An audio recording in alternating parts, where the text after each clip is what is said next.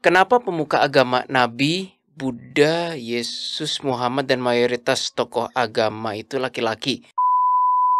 Orang yang kena guna-guna, kemudian sakit keras, lalu meninggal, arwahnya apakah selamat sampai ke Tuhan atau ke alam mana ya?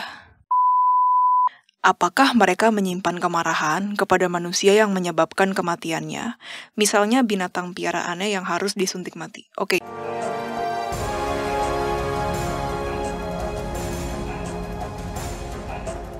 Apakah tidak cukup hanya bertuhan saja tanpa label religion? Well, for me cukup. Karena faith tadi itu jujur aja lebih nendang gitu daripada kita misalnya kita ya itu tadi pergi ke rumah ibadah tapi cuman buat formalitas doang, terus doa juga malah mikirnya kayak mau makan di mana gitu. Doa cuman ucapan doang. Itu jujur aja ya teman-teman ya. Misalnya kita ya udahlah yang ini kita nggak terlalu lakuin, tapi faith ke Tuhan itu kita lakuin, itu efeknya lebih dahsyat dibanding kita nggak punya faith tapi kita doa sama misalnya ke rumah ibadah jalan terus tapi cuman formalitas dan kewajiban dan hanya untuk supaya orang-orang oh iya bagus lah udah absen gitu ke gereja, sudah jadi orang baik ya, sudah jadi orang baik. Well, jujur aja yang dua ini nggak ngefek teman-teman. Jujur ya, klien kami banyak yang sanak saudaranya atau misalnya temannya itu pergi ke rumah ibadah tapi perilakunya nyeleneh, itu banyak teman-teman. Banyak. Jadi nggak mesti rajin ke rumah ibadah. Stereotipnya adalah sudah pasti orang ini berketuhanan dan baik. Belum tentu teman-teman. Tapi kalau rajin ke rumah ibadah dan dikenal orang, big chances probability pasti dikenalnya wah itu orang saleh. Iya. Itulah cara main dunia. Yes. Sedihnya seperti itu. Cuman teman-teman, aku juga ini kan kita harus fair ya. Aku juga pernah bertemu dengan seseorang yang begitu sangat dalam gitu ya, rasa cinta kasihnya. Jadi memang orang ini sangat amat sering ke gereja waktu itu ya, sangat amat sering ke gereja. Dia punya hati itu selalu fulfilled with love, Kawil. Even sampai ketika meninggal pun, orangnya sudah meninggal, sudah almarhumah. Even ketika dia meninggal pun, dia merasa, ya Tuhan gitu, aku sudah siap, aku menjemput ajal. Apa yang selama ini, ibaratnya tuh, apa yang selama ini aku inginkan bahwa aku ada di sisimu, ya ternyata sekarang benar-benar terjadi, terima kasih Tuhan, kayak gitu. Aku lihat sekarang tuh udah damai banget sih orangnya. Syukurlah. Ya. Itu adalah orang yang benar-benar datang ke gereja murni karena hatinya, Kawil. Jadi bukan. Iya, ada orang-orang seperti itu ada. Yang nggak harus gereja, even ke vihara, even ke mana, ke masjid gitu. Ada orang-orang yang benar-benar fulfillednya itu ngerasa ketika mereka berdoa gitu, berdoa di rumah ibadah.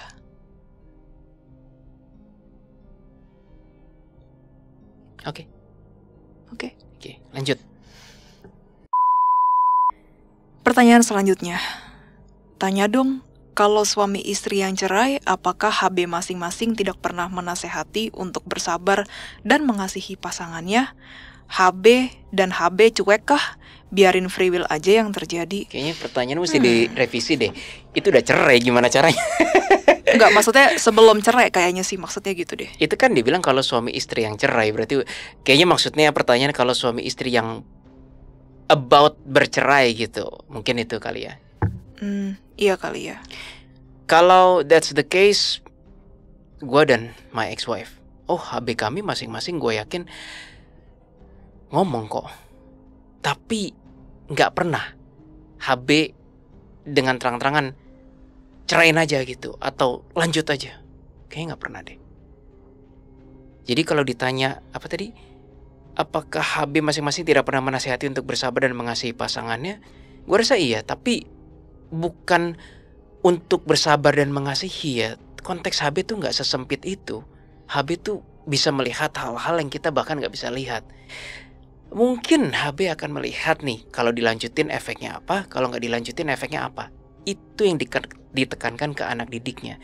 Dan HB ngukur-ngukur, nimang-nimang dengan blueprint hidup anak didiknya nih, masih bisa jalan nggak, menambah optimal atau enggak, menambah efisiensi atau enggak. Gue rasa itu yang jadi pertimbangan HB. Atau I don't know, Keris yang mungkin mau nambahin juga boleh. Menurutku pertanyaan ini irrelevan, Willy. Kenapa, Keris? Kok kamu bilang irrelevan? Kenapa seseorang mau bercerai, itu pasti sudah ada proses terlebih dahulu. Kenapa sampai bisa ke arah sana? Pasti ada beberapa faktor yang sudah dipertimbangkan matang-matang. Kami sebagai HB biasanya hanya ingin anak didiknya jalan apapun yang ditempuh, yang penting anak didik itu bertumbuh. Jadi mau itu cerai atau mau itu tidak cerai, tetapi ketika kami melihat peluang ada di mana yang terbaik untuk anak didik kami memang akan bersuara di dalam hatinya.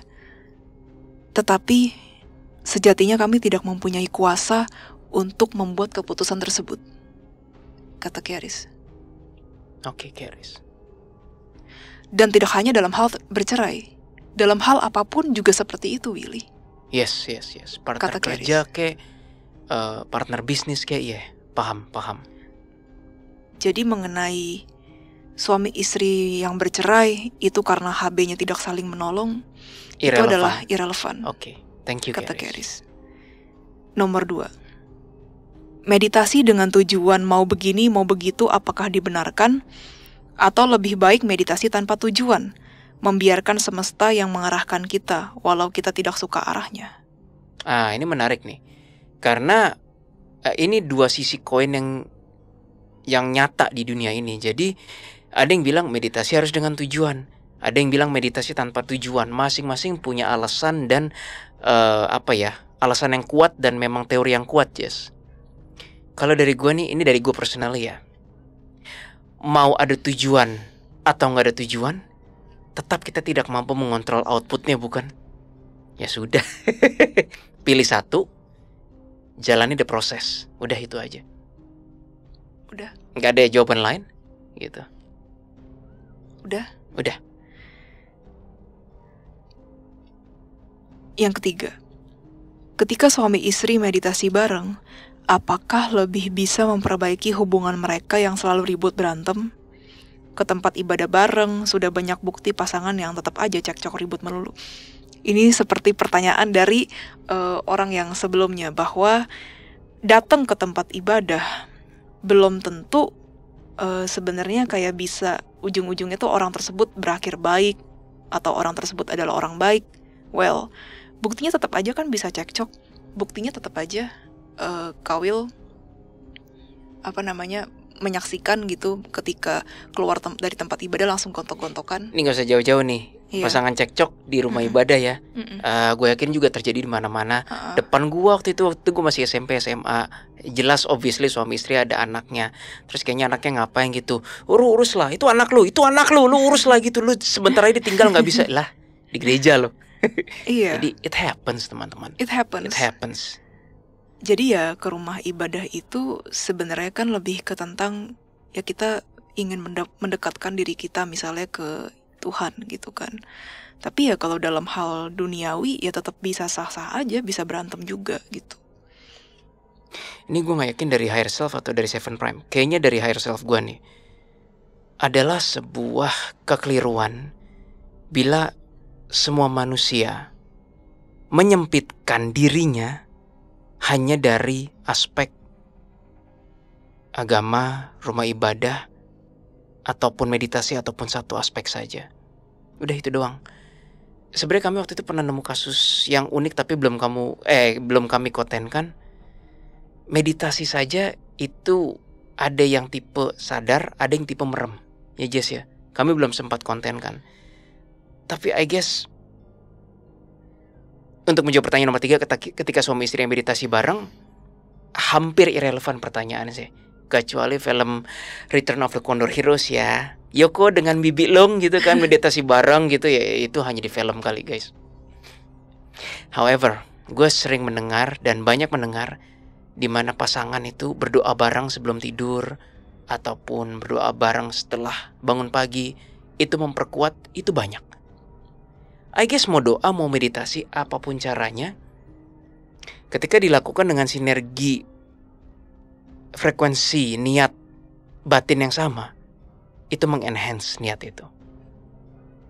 Oh, jadi maksudnya kubu kanan tuh ketika mau dilakukan 1, 2, 3 orang, pastikan niatnya sama semua. Dan sinkronisasi otaknya sama, sinkronisasi hatinya sama. Dan itu akan menjadi pembelajaran Willy, karena itu cukup sulit sebenarnya untuk dilakukan. Bagaimana mungkin, ya sebenarnya mungkin saja memang, tetapi bagaimana mungkin setiap kali dari setiap 100 kesempatan memiliki pemikiran yang sama terus. Nggak mungkin sih, nggak mungkin. Human nggak mungkin Charis seperti itu. Betul Willy, itu adalah yang perlu manusia pelajari. Lah nggak usah jauh-jauh teman-teman, sendiri aja manusia ke dirinya sendiri 100 kali usaha meditasi, belum tentu 20%-nya itu berhasil sampai titik yang diinginkan, apalagi bersama orang lain. Dan aku tidak menyarankan apabila 2 orang tersebut dipaksa atau terpaksa melakukan hal yang sama. Maksud kamu, Charis? Akan susah, karena setiap orang memiliki pola pikirnya masing-masing. Misalnya dalam suatu proses, orang pertama dan orang kedua ingin ke suatu tempat yang namanya A. Lalu setelah pulang dari A, orang pertama ingin ke tempat selanjutnya yaitu B. Tetapi orang kedua belum tentu ingin ke tempat B. Bisa saja dari tempat A, orang kedua ingin langsung pulang ke rumah. Proses dari setiap manusia tidak ada yang sama, kata Charis. Jadi memaksakan bahwa yang namanya kebersamaan sudah pasti menghindari cekcok. Memperkuat bisa, aku setuju denganmu Willy. Tetapi sudah pasti menghindari cekcok, tidak seperti itu cara kerjanya, kata Charis. Bahas komodi kudus saat misa please, apalagi saat diterima dalam keadaan dosa berat. Wow, maksudnya apa nih yang ingin kami bahas? Pertama, kami bukan ahli Katolik. Ini komuni kudus kayaknya sih pasti terminologi Katolik kan ya. Penerimaan hostia. Iya, kami bukan pastor, jadi kami nggak punya kompetensi atau pemahaman untuk menjawab ini. Tapi kalau harus dijawab apapun itu, apalagi saat diterima dalam keadaan dosa berat, seingat kami ya, gereja dan pastor nggak pernah sih kayak komuni kan ngantri kan Jess kan.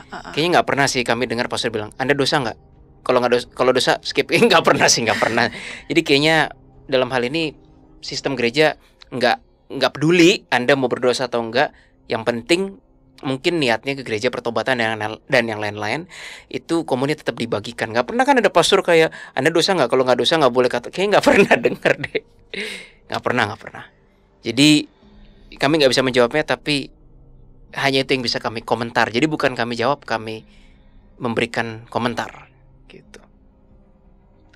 Sebenarnya kalau dulu sih aku pernah dengar ya, maksudnya setelah 3 bulan pengakuan dosa baru boleh menerima hosti gitu. Aku sih dengar dari orang di gereja kayak gitu. Deketan dikit. Iya, tapi kan pastor ataupun yang membagikan prodiakon atau diakon ya, pokoknya yang prodiakon ya, yang membagikan hosti itu kan ya nggak mungkin bertanya kan. Iya sih, nggak ditanyain. Anda sudah ngaku dosa terakhir kapan? Oke nih. Anda sudah ngaku dosa terakhir kapan? Oke nih. Kan nggak mungkin kan. Nggak, langsung biasa dibagi. Iya. Oke. Ya udah, yuk next. Yuk. Pertanyaan selanjutnya. Hai KKTA, Shalom. Salam kenal dari NTT.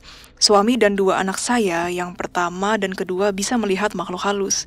Yang saya mau tanyakan, apakah ini kutukan atau kelebihan mereka?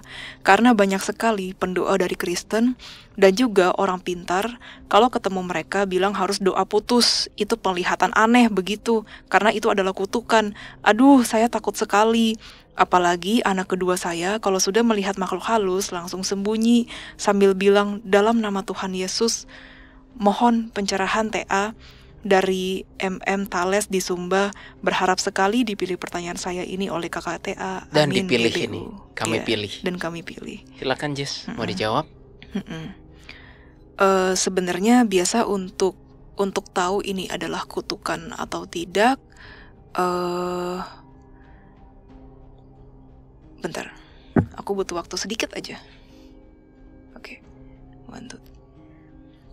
Sebenarnya untuk tahu ini adalah kutukan atau tidak, kita coba trace back ke lini-lini keturunan yang terdahulu. Jadi maksudnya emang pernah apakah ada gitu, maksudnya cerita gitu dari turun-temurun bahwa buyut-buyut kita itu dulunya pernah main gaib, misalnya seperti itu. Atau bisa tanda kutip gitu atau kan? memang bisa beneran gitu. Soalnya jujur aja nggak semuanya kutukan keturunan. Biasanya sih ya, kalau yang memang bener-bener kutukan keturunan itu dari keluarganya tuh kayak berasa sendiri, Kak Will. Iya.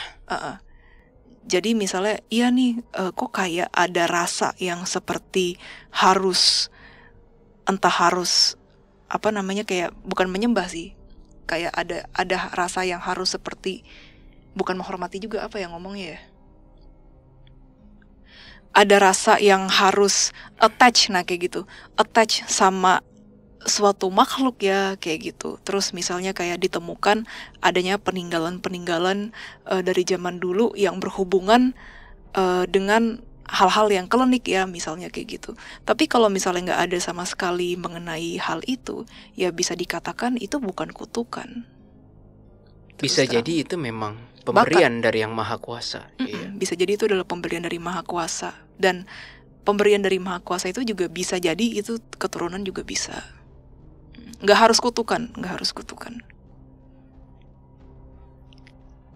Dan ini ada tambahan sih dari Keris. Dan untuk misalnya seseorang ini ingin diketahui bahwa jalan hidupnya adalah untuk yang melihat hal seperti itu atau bukan, doa saja kepada Tuhan. Doanya seperti ini. Ya Tuhan, tolong tunjukkan jalan. Bila aku dan anakku harus atau mempunyai tugas atau setidaknya ada hal yang bisa membantu sesama dengan menggunakan penglihatan ini, maka tolong bantu kami ya Tuhan.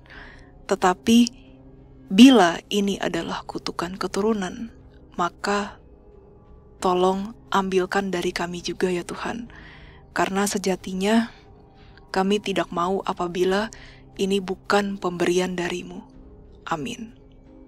Kata Keris. Amin. Amin. Pertanyaan selanjutnya.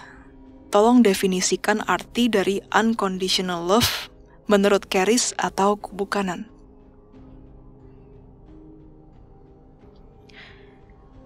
Ini kalau menurut Keris ya. Unconditional love adalah cinta tanpa pamrih. Cinta yang tumbuh begitu saja karena melihat makhluk hidup.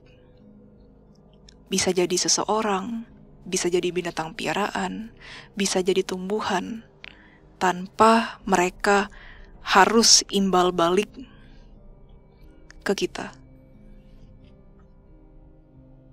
Sudah?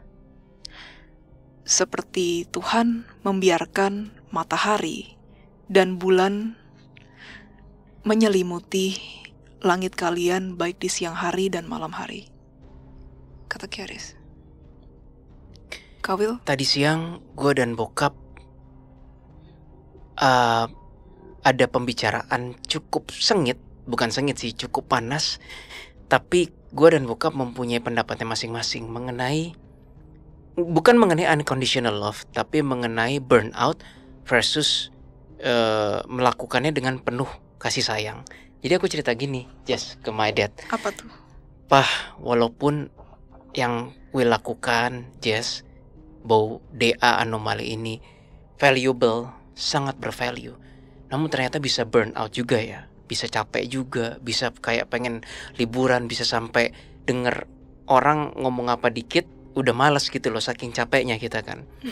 Terus aku bilang, padahal ya Pah ya, menurut saat guru itu dibilang kalau benar-benar melakukan ini dengan atas dasar unconditional love, orang itu tidak akan ngerasa burn out katanya. Terus aku debat sama my dad kayak, ini kok setuju gak setuju ya Pak ya, ini kita diskusi dulu ya gitu, aku bilang gitu kan. Nah long story short, my dad mulai dengan omongan bahwa ada contohnya dokter tuh, dokter, aku gak mau nyebut namanya, dokter jantung.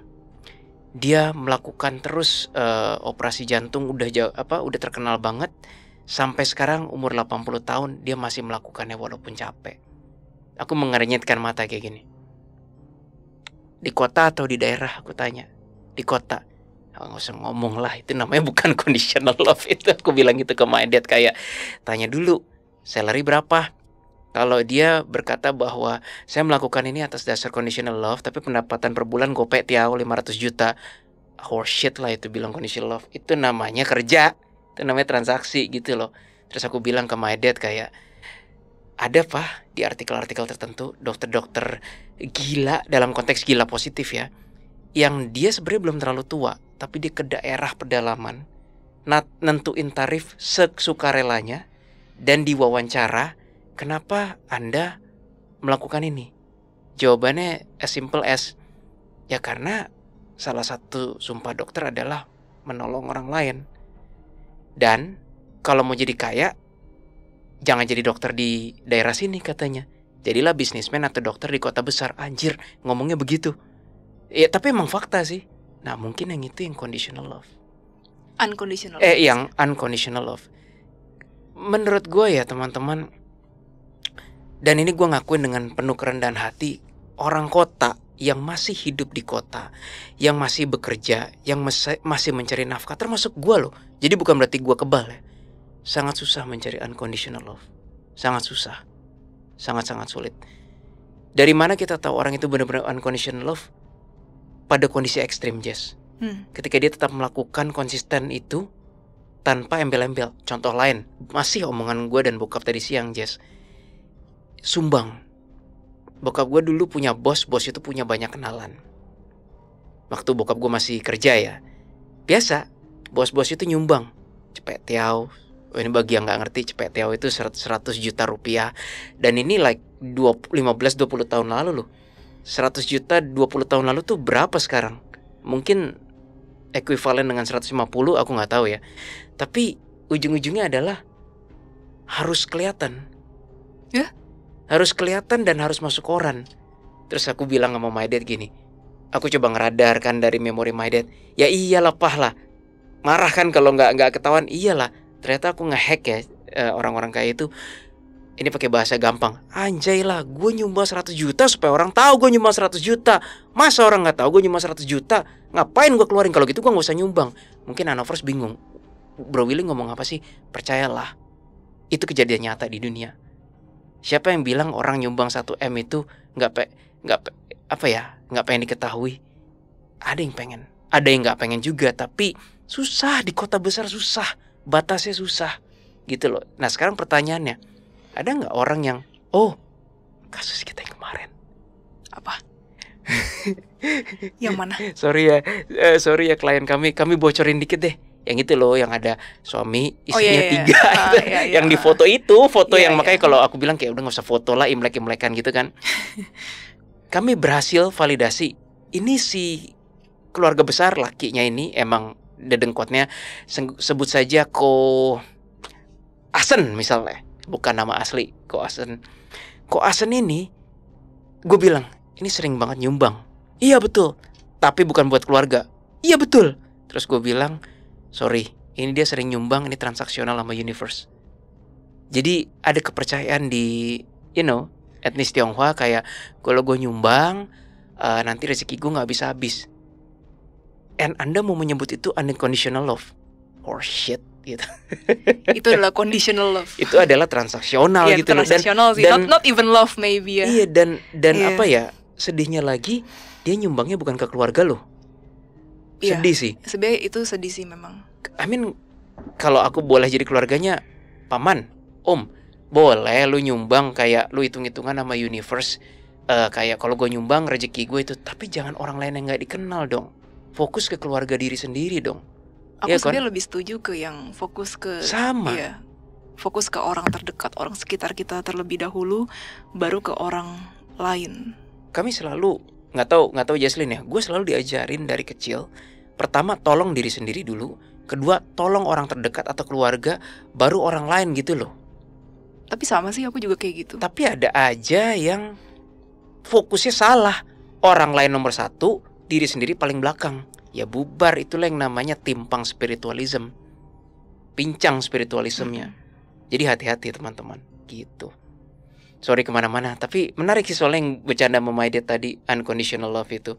Mulai dari bos nyumbang, minta diakui, terus klien kita, ya itulah dunia, gitu. Yuk lanjut. Kata Keris, tapi nanti akan ada saja orang yang bilang bahwa tolong diri sendiri dulu. Kok berarti kalau misalnya tolong diri sendiri dulu, egois dong, tidak memikirkan orang lain dong. Kalau misalnya orang lain nomor kesekian. Terus apa kata Keris? Aku ingin menjawab, bagaimana kamu bisa menolong orang lain tersebut bila dirimu sendiri saja tidak tertolong? Bingo! Kata Keris. Waktu aku SMA, ini pengalaman nyata. Gurunya bertanya, kalau misalnya ada kecelakaan nih, misalnya pesawat atau kapal laut yang intinya kayak di film-film tuh, kecelakaan pesawat terus pada terapung semua atau apa kan, siapa yang ditolong dulu? Oh, orang lain yang waktu itu termasuk aku, kepengaruh apa, doktrin bahwa kita harus menolong orang. Saya cari keluarga saya dulu, nolong pilotnya. Biasalah anak SMP SMA kan mikirnya kan theoretical kan. Jadi kayak nolong pilotnya dulu. Jadi kalau ada apa-apa pilotnya bisa terbangin pesawat lagi. Pesawatnya juga udah broken kok gitu kan. Terus ada yang bilang, "Tolong kakek tua dulu, nenek tua dulu karena mereka yang disable bla bla bla bla." Aku ingat ada satu temanku namanya Glenn. Glenn siapa ya nama belakangnya lupa. Glenn bilang, "Tolong orang terdekat dulu, Bu," gitu. Terus si ibunya bilang, "Hampir benar. Yang benar tolong diri sendiri dulu. Kalau nggak bisa tolong diri sendiri dulu, boro-boro nolong orang terdekat ya kan?" Iya, itu benar sih. Itu aku ingat terus sampai sekarang gitu. Sampai sekarang aku salut ingat buat terus. ibu gurunya. Ya salut juga buat Glenn. Di saat yang lain Iya, mikirnya benar. kayak tolong yang tua dulu, tolong. Teori banget kan. Iya. Dan itu anak SMP SMA pasti masih kepengaruh dengan apa kata Doktrin. dunia gitu. Berikutnya, apakah baik mendoakan orang yang sudah meninggal? Apakah masih ada efek yang baik buatnya ataukah malah membuatnya merasa susah move on dari dunia karena masih merasa dicintai? Dan apakah orang yang sudah meninggal masih bisa ngelihat dan mengamati kita yang masih hidup? Terima kasih Willy, Jesslyn, dan Bow. Tuhan Silakan. memberkati. Pertama, remember seperti yang gue bilang teman-teman, dunia gentayangan itu kalau arwah itu memang dimateraikan oleh kubu kanan alias dia belongs to kubu kanan itu masih seperti memberikan kebebasan gitu loh. Lu mau gentayangan boleh, enggak juga terserah. Tapi ada juga jiwa yang kayak milih untuk gentayangan, ya enggak Jess? Itu faktor pertama. Kalau yang masih gentayangan, assuming ini kan tadi bilang orang yang sudah meninggal. Let's say yang kalau yang udah move on, doa sampai titik tertentu sudah tidak lagi relevan karena udah jauh melampaui jangkauan doa kita, si jiwa itu sudah melewati proses selanjutnya. Tapi kalau masih gentayangan, bercabang lagi teman-teman. Ada yang jiwanya didoain malah makin gak bisa move on. Ada yang didoakan bisa move on. Jadi semuanya itu tergantung si arwah, si jiwa. Yes. Kalau arwahnya gak rela, mau sampai kapan didoain malah tambah nangis. Tuh kan gue denger lagi suara anak gue, ya susah gimana. Tergantung dari si jiwa sih. Iya, ya kami nggak mau nganggap remeh kematian ya. Kematian bukanlah hal yang mengenakan bagi yang ditinggalkan atau yang meninggalkan. Tapi bagi si jiwa yang meninggal, itu lebih penting kalau dia nggak rela move on ya susah gitu. Yang salah itu sebenarnya bukan orang yang mendoakan ketika masih di bumi, tetapi gimana pembelajarannya dari seorang arwah itu dapat move on atau enggak. Jadi mumpung yang mendengarkan ini masih hidup semua, terlepas kami benar atau salah, tetapi bolehlah dimasukin memori.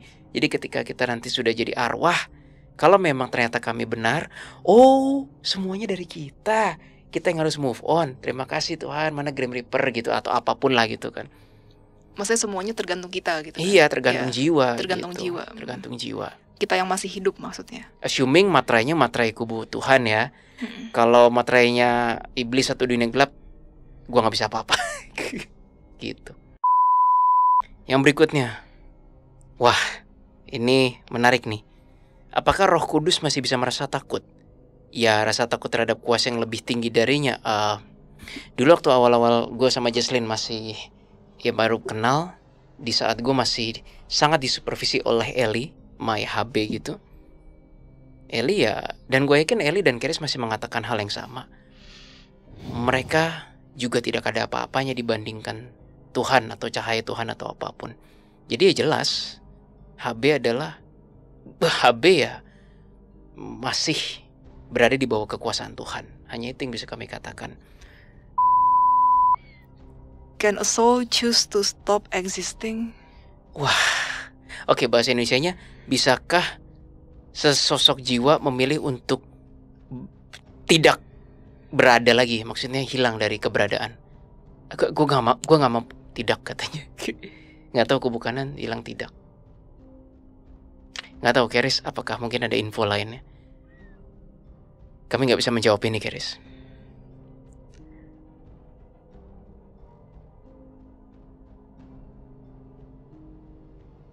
Tidak Willy, kecuali Tuhan yang bertindak. Sama berarti. Tadi jawaban yang dari kubu kanan langsung juga tidak. Ya, simple jawabannya itu teman-teman. Dalam sih. Sebenarnya pertanyaan-pertanyaan begini nih yang langsung bikin kami wah gitu, yang kayak ya wow.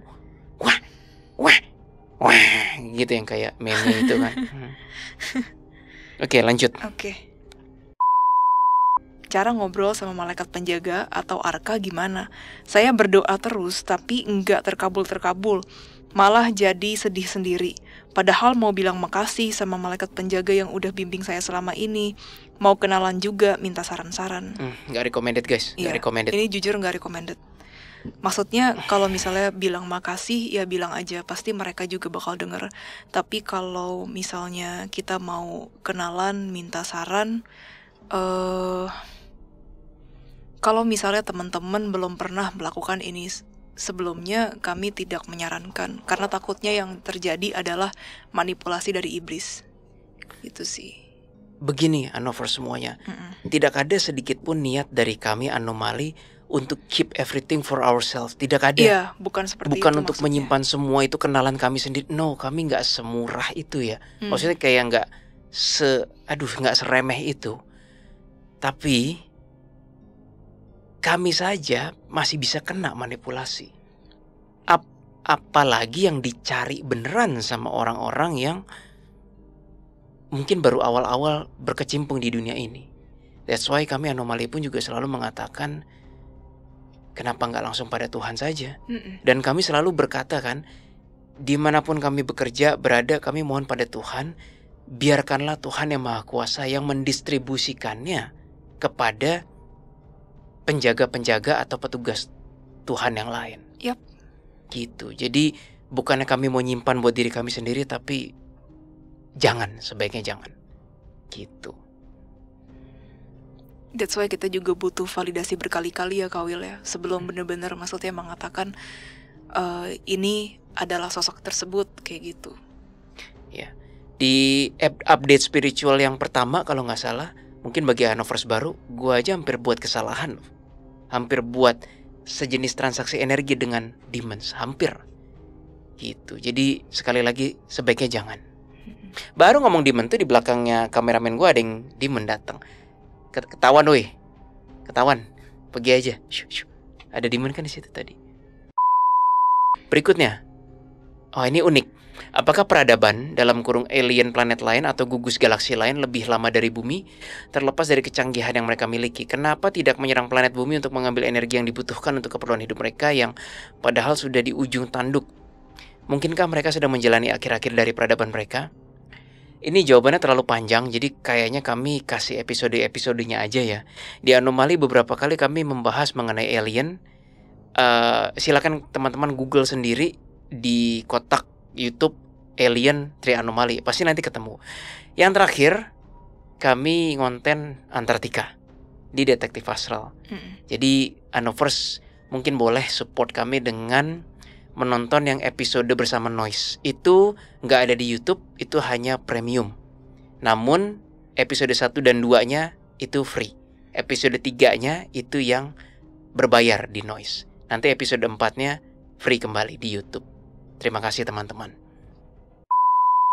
Hai TA, jikalau berkenan mau tahu nih soal background story kejatuhan sosok LS. Oke, gua rasa gua tahu itu siapa ya. Dan manusia menurut versi TA seperti apa ya. Kami pernah bahas juga di episode awal-awal kami yang judulnya Lucifer, isi hati Lucifer. Itu pernah, teman-teman bisa Google. Kalau S, kayaknya kami memilih untuk nggak membahasnya sekarang ya. Mungkin nanti kalau di lain kesempatan, ya semoga aja ada timingnya, kami akan membahas. Ya. Kami akan membuat episode tersendiri. Jujur ya, kami agak bukan enggak, tapi belum tertarik ke arah S itu. Karena buat apa juga ya? Kayak faedahnya buat manusia yang hidup sekarang apa gitu. Ya gitu sih, tapi ya kecuali nanti kalau memang sekarang ada kami pembelajaran. belum ngerasa ada faedahnya juga. Kalau Anovers baru menyaksikan video-video anomali, selalu intinya di akhir tuh harus ada something yang bisa diambil, something yang bisa dipetik. Yep. Kalau cuma buat hiburan-hiburan doang, itu teman-teman boleh ke DA, Detektif Astral. Tapi kalau di Anomali, kami memilih mendingan membagikan value. Adalah sombong ketika kami berkata kami memberikan value, kami mengedukasi, kami mengajarkan, itu sombong sekali. Anomali tidak pernah sekalipun menggunakan kata-kata seperti memberikan edukasi atau memberikan value, nggak pernah kan? Kami selalu berkata kami berbagi, karena belum tentu kami yang paling benar. Yep. Dan sudah pasti bukan kami yang paling benar gitu loh, sudah pasti. Jadi anyway, ya kenapa?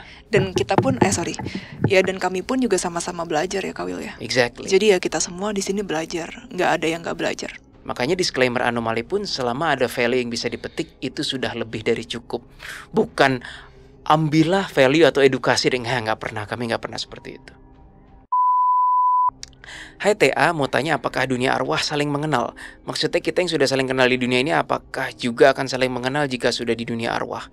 Singkat aja, kalau di gentayangan kayaknya enggak. Kalau di gentayangan ya, dimensi gentayangan. Mengenal Willy? Hah? Masa Kunti yang meninggal di Jakarta Timur bisa tiba-tiba kenalan sama Kunti yang Jakarta Barat, Keris? Maksudku gitu. Oh, kalau itu ya belum tentu. Tetapi apabila mengenali keluarganya masih bisa. Oh, ini kan konteksnya dunia arwah saling mengenal, Keris. Belum tentu. Oh, oke. Kecuali ya teman-teman, gue nggak ngerti. Kayaknya ini baru teori dan baru nerawang sedikit. Kan seperti yang gue berkata bahwa arwah itu melewati proses di bawah Grim Reaper, administrasi, proses apa, entah reinkarnasi, entah heaven, entah utopia atau apa. Dalam makin tinggi dan makin itu kayaknya identitas makin melebur deh, sepertinya. Tapi ini baru teori penglihatan gue. Nggak bisa dibuktikan juga sih. Tapi kan kita pernah ya ada di konten kita yang mana tuh Kawil, yang mengenai Dewa Taisang Laochun itu. Ya. Beliau kan tidak ingin keluar dari dimensi tersebut karena tidak ingin yang sudah beliau usahakan capai, untuk bersatu dengan alam itu menjadi sia-sia. Ya. Jadi memang ada sih bahwa kesadaran yang mulai menyatu dengan alam yaitu memang benar-benar ada. Hai TA, mau nanya dong, bagaimana cara membedakan saat kita melakukan sesuatu yang negatif baik pikiran atau perbuatan disebabkan bisikan kubu kiri atau karena keinginan kita sendiri. Wah, ini dalam juga ya pertanyaannya ya. Bagaimana cara kita membedakan sesuatu yang negatif? Gimana jawabnya ya? Jawabannya adalah jangan dibedakan. Itu kata Keris. Enggak, kata aku. Kenapa? Kenapa jangan dibedakan? Karena ya kalau misalnya sometimes gimana ya, kita aja misalnya udah maksudnya jangan dibedakan antara itu bisikan kubu kiri atau keinginan kita sendiri. Yes. Setuju. Terus Jangan lanjut. dibedain. Karena kalau misalnya kita yang udah mumet gitu ya dengan pikiran negatif itu, terus kita malah berusaha mencari-cari, yang ada malah tambah mumet gitu. Kan daripada mikirin itu lebih baik mikirin solusi. Maksudnya ya gimana caranya supaya ya kita bisa overcome pikiran ini kayak gitu sih. Gue setuju dengan yang Jesslyn katakan. Bahkan berkali-kali gue menyatakan dengan bold bahwa gak pernah ada force atau kuasa kubu kiri yang tiba-tiba merasuki tangan kita doang gitu, terus kita mengambil sebuah benda yang membahayakan terus melukai orang lain, tuh gak pernah ada. Itu pasti adalah perbuatan kehendak. Anjing, nih ada iblis mau ngehack aku tiba-tiba. Hati-hati. Karena kita, sorry ya gue tadi ngomong kasar, tapi karena gue langsung defense-nya aktif semua. Gak tahu di mana iblisnya, tapi mau masuk ke frekuensi ini. Dari belakang sih, kalau dari yang aku berasa. Tadi sebenarnya di sana juga ada demon sih. Soalnya kita lagi ngomongin ini nih, kenapa ya? Wait, emang penting ya? Bentar. Ini penting. Aku coba resapin dulu ya. Berarti ada something more yang mesti di-explain nih. Oke, balik lagi teman-teman. Semuanya itu atas dasar sekali lagi tidak ada kuasa kubu kiri yang tiba-tiba merasuki tangan, terus tangan ini melukai orang lain. Semua adalah kehendak dan free will manusia itu sendiri. Hati-hati, ada demon dari sana yang mau masuk. Iya, kenapa pertanyaannya? Nggak biasanya. Ya, udah otomatis kan untuk mengacaukan informasi pasti ya. Ini kayak mereka tuh nggak suka banget gitu loh. Mereka tuh pengen banget bahwa yang namanya anjay, aku baru tahu. Mereka nih pengen banget seakan-akan bahwa manusia tuh tahu mereka ada gitu loh. Tapi ujung-ujungnya yang kena manusia juga kan.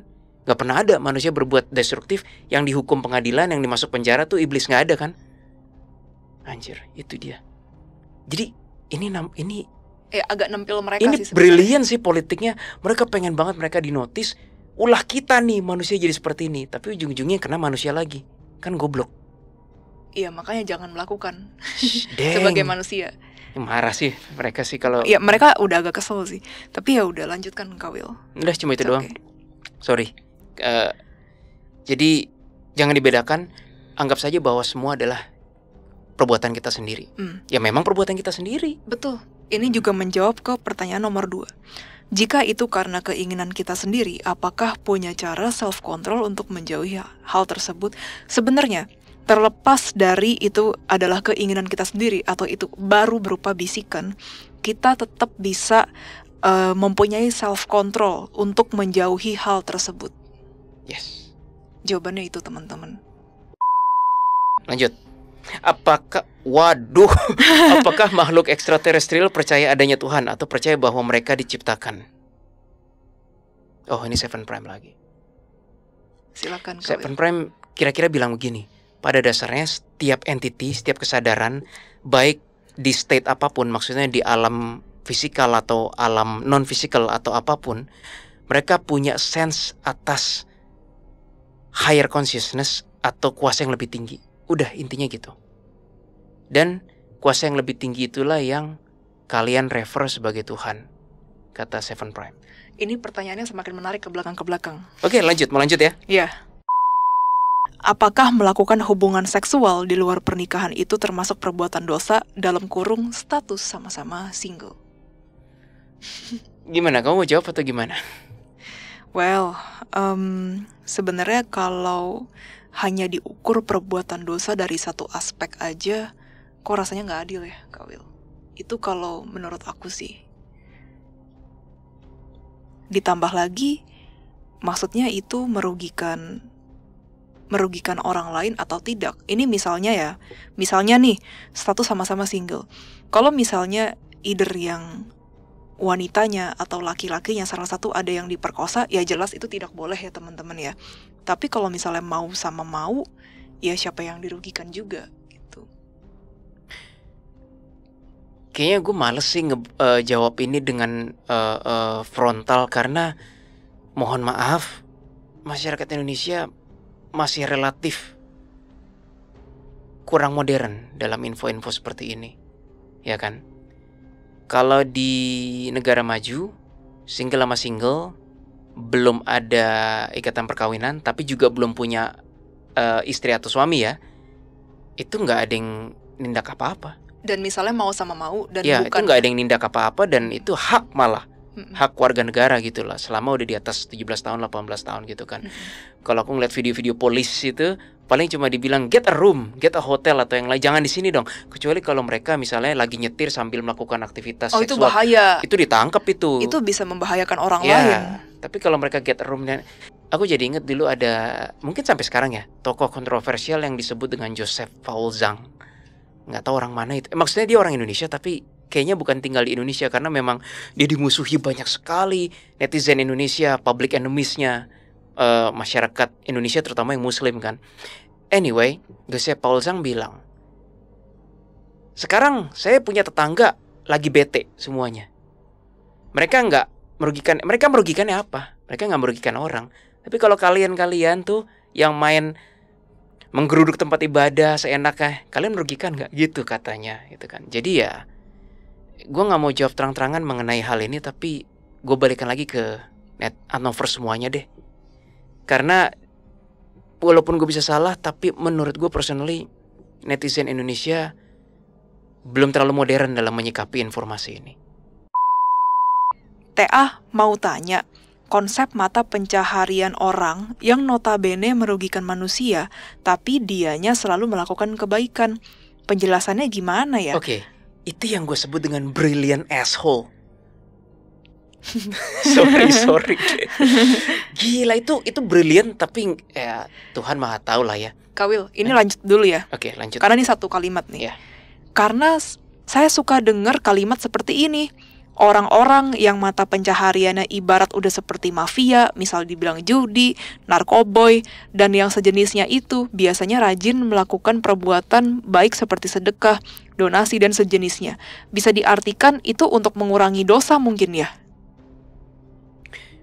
Oke, balik lagi. Pertanyaan menarik, tapi gue balik lagi, itu yang gue sebut dengan brilliant asshole sih. Oke, Tuhan tidak bisa dibohongi teman-teman. Di episode anomali yang gue sendirian, Tuhan tidak pernah bisa dibohongi. Hanya orang bodoh yang menganggap Tuhan bisa dibohongi gitu loh. Kayak gue kalau berbuat jahat segini, gue bisa bayar dengan berbuat kebaikan segini. Aduh. Masalahnya, niatnya itu aja udah gak bener. Niatnya aja udah gak bener gitu. Gimana caranya lo mau berbuat jahat, sengaja lagi, supaya nanti gue bisa bayar dengan berbuat kebaikan ini. Itu enggak banget sih. Enggak bisa teman-teman. Itu definisi menipu Tuhan. Padahal udah tahu Tuhan gak bisa ditipu. Ibaratnya tuh kayak sih. Mau ngerayu, tapi masalahnya Tuhannya ya gimana gitu. Ya jujur aja, Tuhan lebih tahu kita sih gitu. Jadi kita ya nggak usah mencoba untuk merayu-merayu begitu. Ini satu lagi pengalaman gue pribadi, dan gue coba meneliti kecil-kecilan. Ini Jess, ini penelitian kecil-kecilan. Jadi begini teman-teman, gue berpendapat ketika satu orang itu, kalau itu bukan mata pencahariannya ya, tetapi dia gembar-gembor dan kesannya kayak full timer banget terhadap hal itu, kayaknya ada yang salah dengan orang itu. Maksudnya gini, misalnya dia eksekutif kantoran, tapi dia pamer terus sedekah donasi hampir tiap hari, medsos lah, Facebook lah, Twitter, whatever. Kayak pasti ada yang aneh. Satu, atau konteks lain, dia seorang musisi misalnya aja ya, karena gue musisi kan, tapi gembar-gembor mengenai ketuhanannya every single time, every single second. Biasanya sih ada yang aneh sih, biasanya. Walaupun enggak ya, tapi gue ngerasa ada yang aneh. Kecuali yang gue bilang tadi, kalau memang dia full timer di situ, misalnya dia emang staff dari yayasan donasi gitu. Iya, atau enggak memang medsosnya itu mengenai memang khusus untuk donasi misalnya. Misalnya emang institusi pemerintah untuk bantuan luar negeri gitu. Ya, dia betul. Tiap hari untuk laporan kan, itu lain ya. Ya itu lain. Itu job description gitu. Mm-mm. Sebaliknya juga misalnya kalau di Kristen kan yang disebut hamba Tuhan, pendeta, tiap hari dia expose khotbah ini tuh, ya emang itu kerjaannya gitu loh. Tapi kalau yang tadi aku bilang, kerjaannya apa, mata pencarian utama dan pekerjaan utamanya apa, tapi exposure yang berikutnya itu juga nggak kalah hebatnya sama yang utama, ini ada yang aneh di sini. Gitu. Well, gue tidak bisa membuktikan sangkaan gue, tetapi waspada boleh lah teman-teman.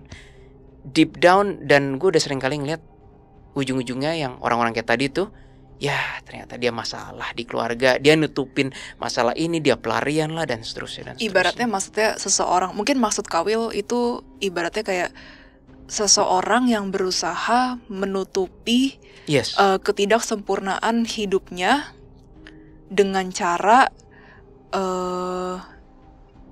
yang bersifat kesannya kayak putih di masyarakat gitu. Iya, ya sebagai contoh misalnya pengusaha yang terus-terusan donasi lah. Iya, kayak gini lah ya kasusnya contohnya misalnya. Iya, ngapain? Apakah alasannya untuk supaya nggak dikejar pajak atau apa gitu? Ya Kan, kalau memang niatnya tuh untuk membantu sesama dan baik, ya itu sih sebenarnya sah-sah aja ya. Tapi kalau misalnya tujuannya adalah seperti ini, yang kayak melakukan kebaikan gitu, misalnya untuk supaya mengurangi dosa gitu, ya nggak setuju sih. itu nggak setuju Nggak sih setuju kami. kami. Karena satu, Tuhan nggak bisa dibohongi. Dua, the moment manusia itu menganggap gue akan membayar dosa gue dengan kebaikan, itu sudah transaksional dengan Tuhan. Gitu. Lakukanlah kebaikan atas dasar kita memang ingin melakukan kebaikan, kita emang tulus, dan ya ibaratnya memang semua aspek yang mendukung aja gitu. Tapi kalau misalnya kita melakukan kebaikan ujung-ujungnya kayak ada embel-embel, kita minta pamrih sama Tuhan, itu nggak banget sih menurutku, I'm sorry. Dan sekali lagi, gue human, gue bisa salah. Di kota besar makin susah nyari purity-nya. Di kota besar zaman modern, apalagi kota metropolitan, kita makin susah nyari yang bener-bener pure itu. Kayaknya susah. Ya sudahlah, inilah 2024. Pertanyaan selanjutnya, halo Jess and Bro Willy, kalau misalkan kita merasa banyak dosa, apakah doa bisa mendekatkan kita dengan Tuhan? Real kah? Real? Atau tipu getah? Ini nanya serius ya. Silakan Jess. This time aku serahin ke kamu. Oke.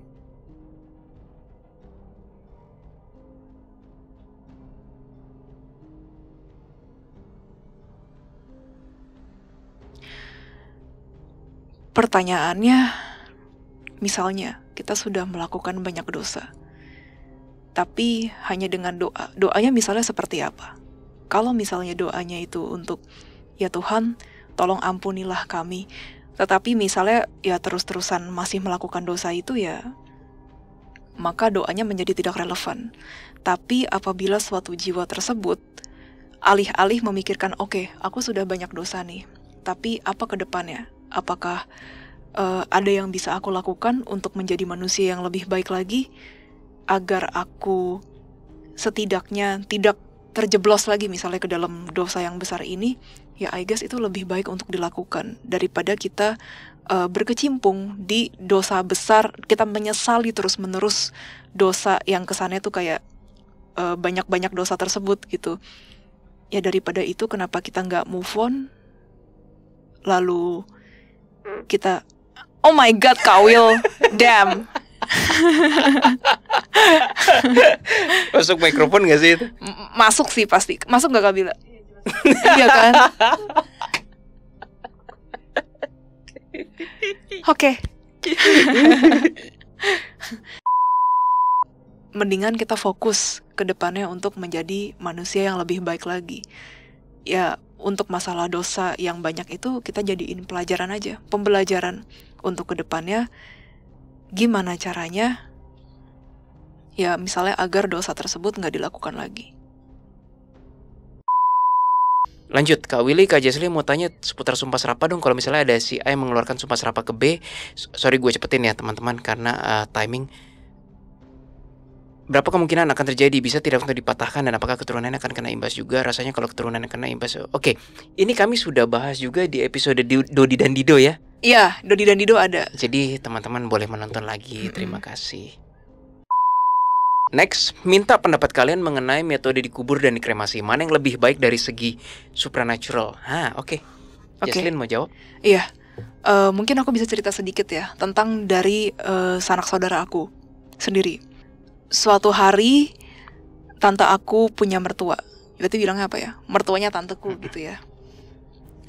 Beliau meninggal dalam keadaan sakit. Anak-anaknya lalu bersiap untuk menguburkan beliau. Tapi, ada tapi. Ketika aku datang ke rumah duka dan bertemu dengan arwahnya, lalu kan of course lah ya, yang namanya biasa orang baru meninggal, aku tuh ditanya sama tanteku, Jess, ada nggak pesan dari beliau untuk kita nih yang ditinggalkan, untuk anak-anak maupun untuk tante gitu. Lalu aku mencoba dong komunikasi dengan arwah beliau. Ketika berkomunikasi, aku tiba-tiba langsung mendapatkan seperti pernyataan gitu dari arwah yang bersangkutan. Sebenarnya saya maunya dikremasi. Saya nggak mau dikubur. Lalu akhirnya aku bertanya kepada tanteku. Tante, mohon maaf aku ingin bertanya sebelumnya. Apakah beliau sebelum meninggal pernah ada bikin seperti wasiat gitu bahwa beliau ingin dikremasi setelah meninggal? Lalu tanteku menjawab, iya betul, benar-benar ada sebenarnya. Tapi karena ada orang pintar yang bilang, aduh nggak baik nih, mendingan dikubur aja. Jadinya kita sekeluarga udah menyiapkan agar beliau dikubur gitu. Ya sebenarnya untungnya arwah yang bersangkutan nggak gitu permasalahin. Jadi kayak ya udahlah gitu. I will leave it ke orang-orang yang masih hidup deh. Tapi sebenarnya dari muka arwahnya tuh aku berasa kayak kurang srek gitu loh Kak Will. Karena ada alasannya kenapa. Arwah yang bersangkutan ini tidak ingin merepotkan siapapun, baik itu anaknya, baik itu mantunya, baik itu cucunya. Beliau hanya ingin meninggal dengan tenang dalam keadaan dikremasi. Jadi kalau pertanyaannya, minta pendapat kalian mengenai metode dikubur dan dikremasi, dua-duanya fine-fine aja. Bayangin teman-teman, kalau misalnya ada orang yang meninggal, amit-amit gitu ya, pesawatnya meledak, push. Itu badannya gimana? Dan kamu pernah punya teman arwah kan? Yes, aku pernah punya teman arwah. Well, setelah kita meninggalkan jasad, kita udah tidak merasakan lagi itu kita bakalan dikubur atau kita dikremasi gitu. Ya sebagai jiwa itu nggak akan merasakan sakit.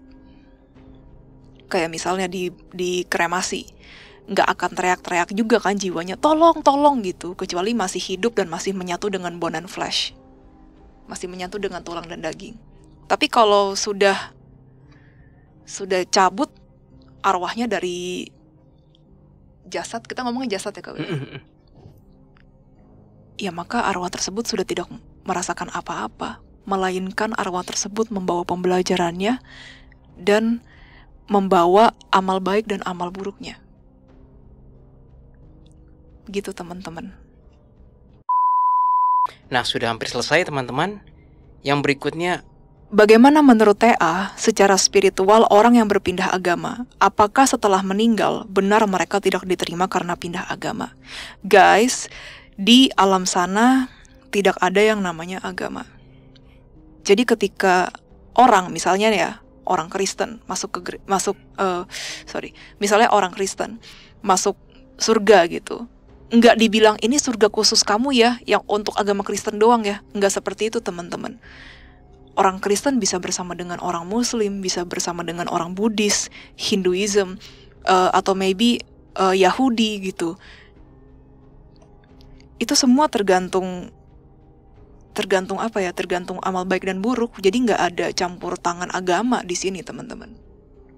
Even, ateis pun yang nggak punya agama, tapi seumur hidupnya dia tuh baik orangnya, dia mementingkan moralitas, itu juga yang jujur aja nggak akan masuk neraka. Adalah hal yang sangat sempit bila misalnya kita berpikir bahwa oh dia ateis gitu, walaupun dia tiap hari kasih makan kucing, dia tetap masuk neraka gitu karena dia nggak punya agama. Nggak seperti itu, teman-teman. Itu adalah cara berpikir yang sungguh kerdil. Jadi jawabannya, orang yang memiliki paham apapun tapi terhadap sesama manusianya, terhadap lingkungannya tuh dia fine-fine aja, dia nggak merugikan orang lain, ya why not? Surga why not? Gitu. Ironisnya, kalau kita tanya kepada sebagian besar orang, mana yang lebih atas kedudukannya, Tuhan atau agama? I guess semua orang pasti bilang Tuhan, karena agama dibentuk untuk memahami Tuhan, ya kan? Yes. Tetapi banyak sekali manusia sekarang justru mentuhankan agama. Yap. Ya itu ironisnya tuh zaman sekarang. Berikutnya, masih berhubungan dengan tadi. Apakah Tuhan hanya berbicara melalui kitab suci? Pengembangan spiritualitas hanya lewat agama? Gue rasa ini jawabannya udah. Ini gue coba jawab dari common sense aja ya. Kalau Tuhan hanya berbicara melalui kitab suci, nggak usah ada doa. Doa kan upaya manusia dengan atau tanpa teks. Doa begini kepada Tuhan langsung. Lah kalau Tuhan hanya berbicara melalui kitab suci, jangan doa. Lihat kitab suci aja, cari jawabannya, betul nggak? Iya, common benar. sense kan? Lalu yang berikutnya, spiritualitas apa hanya lewat agama? Ya gue rasa itu juga enggak ya. Kalau spiritualitas hanya melalui agama doang, berarti orang-orang yang saintis, sosialis, penemu, aktivis, dan yang lain-lain itu nggak bisa berkembang dong. Nggak adil kan, gitu. Dan gue mengatakan dengan jelas di konten kami sebelumnya, kalau misalnya satu negara nggak ada disiplin lain, hanya agama doang, gue nggak yakin tuh negara maju sih. Sains nggak ada, apalagi ilmu bahasa, ilmu sosial, ilmu itu nggak ada, semua agama doang. Nggak sih, nggak banget sih.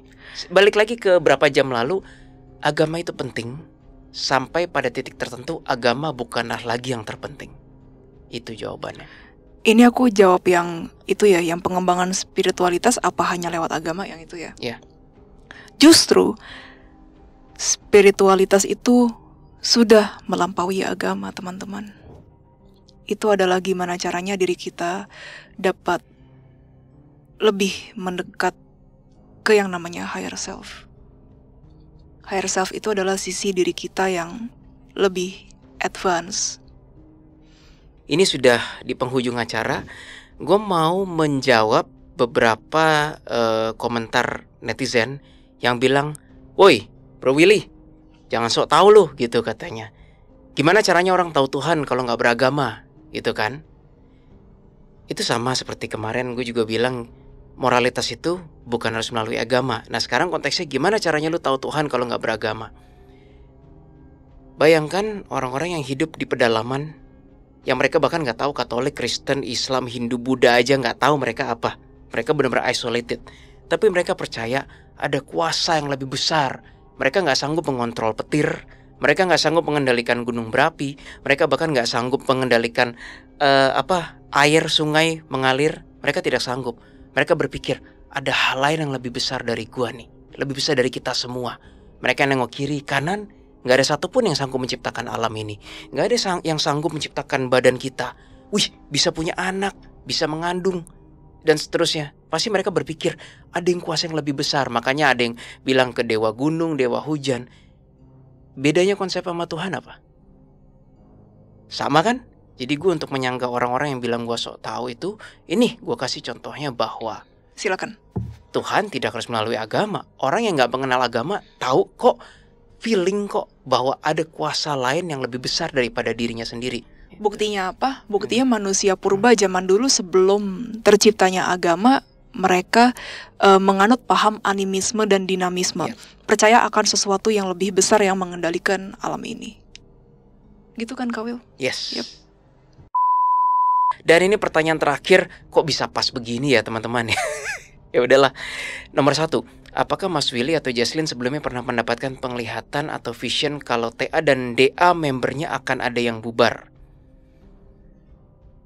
Feeling ada. Dan Garis kan sudah pernah bilang juga ya di konten gitu. Maksudnya hati-hati, kita ngesampingin ego masing-masing gitu. Kalau enggak ya ini bakalan bubar. Garis dari jauh-jauh hari juga udah ngomong. Ya kami punya ego, gue punya ego, ex-member juga pasti punya ego. Tapi ini dengan rendah hati gue yang ngaku ya. Gue rasa gue terlalu naif untuk melihat bahwa semua manusia itu baik apa adanya. Semua orang punya ego, termasuk gue. Hanya saja sepertinya memang DA, TA waktu itu mencapai titik di mana gue gak bilang siapa, tapi ya egonya gak bisa ketemu aja. Gitu. Makanya bubar. Tapi gue berpikir tadinya gue naif. Gue orang polos. Gue berpikir bahwa everything's gonna be alright, semua akan baik-baik aja. Enggak lah, enggak begini, enggak akan terjadi itu ya. Ternyata terjadi juga, mau diapain. Terus ya kalau teman-teman mungkin bingung kenapa kalian juga nggak bisa gitu ya. Well, aku jujur tahu sih, maksudnya susah payahnya Kak Willy gitu, jujur. Aku tahu niatnya Kak Willy gitu untuk DA dan TA. Ya jujur kita berdua sama-sama sangat amat mencintai DA dan TA.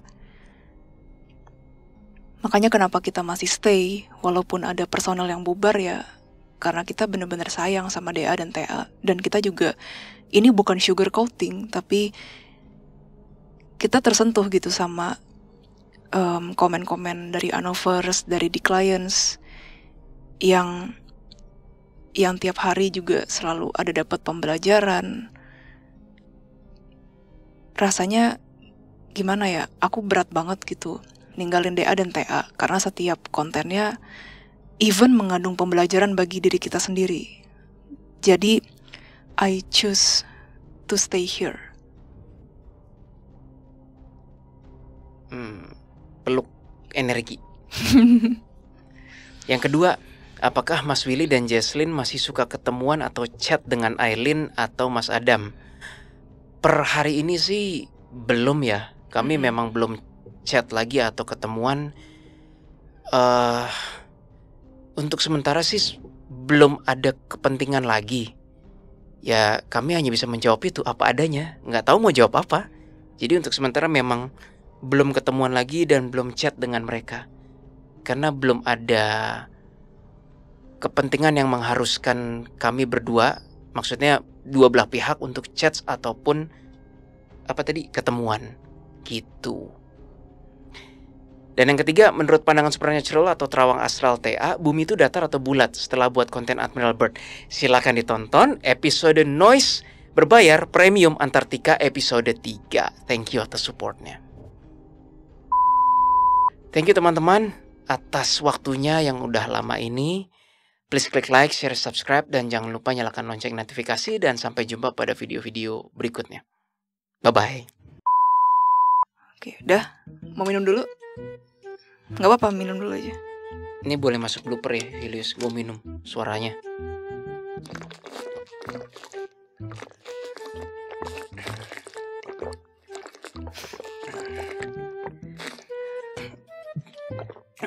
Dulu beberapa mahasiswa aku bilang, when I'm drinking, bunyinya kayak galon. Iya sih. Iya bener. Yuk. Aku mau pipis. Ya udah pipis dulu. Aku mau kentut. Ya udah kentut dulu. Aku mau tuker iPad. Ya udah tuker iPad dulu. Iya. Terus mau masukin blooper.